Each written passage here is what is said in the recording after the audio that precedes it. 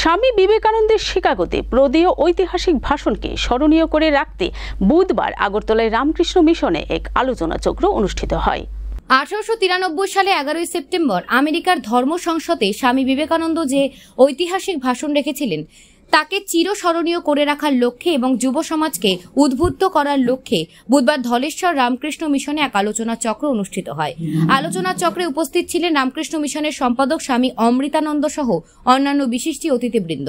এদিন আলোচনা চক্রে বক্তব্য রাখতে গিয়ে আগরতলা রামকৃষ্ণ মিশনের সম্পাদক স্বামী অমৃতানন্দ বলেন, স্বামী বিবেকানন্দ আমেরিকার ধর্ম সংসদে যে বক্তব্য রেখেছিলেন তা আজও সমসাময়িক। স্বামীজির সেই বক্তব্যকে বর্তমান যুব সমাজকে উদ্বুদ্ধ করে। সেই লক্ষ্যকে সামনে রেখেই রামকৃষ্ণ মিশনে এ ধরনের আলোচনা চক্রের আয়োজন করা হয়েছে বলে তিনি জানিয়েছেন। সমস্ত বিশ্বকে এ করে ভারতের মান সেখানে নিয়ে গেছিল উঁচুতে।